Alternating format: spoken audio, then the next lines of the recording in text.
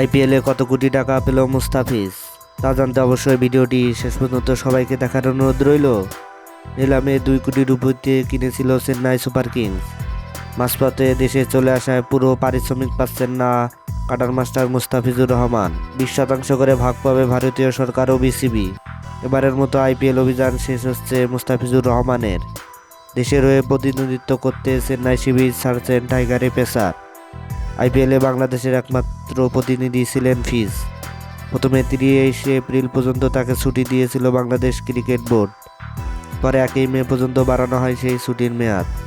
সব ঠিক থাকলে আজ 2 মে বাংলাদেশ ফেরার কথা মুস্তাফিজুর রহমানের। এরপর জাতীয় দলের সঙ্গে যোগ দিবেন তিনি।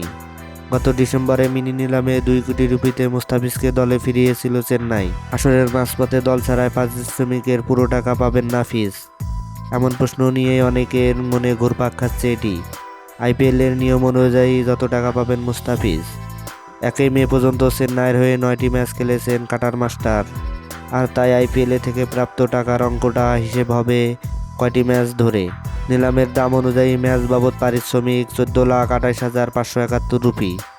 সেই হিসেবে 9 ম্যাচে মুস্তাফিজ পাবেন 1,28,57,139 রুপি। অবশ্য এই পুরো টাকাটা পাচ্ছেন না তিনি। এখান থেকে ভারতীয় সরকার ট্যাক্স বাবদ কেটে রাখবে 20%।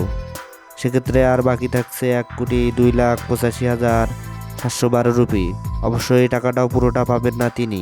আইপিএলের গাইডলাইন অনুযায়ী একজন খেলোয়াড় যত টাকা পাবেন এর 20% দিতে হবে খেলোয়াড়দের সংশ্লিষ্ট বোর্ডকে, অর্থাৎ 20% পাবে বাংলাদেশ ক্রিকেট বোর্ড।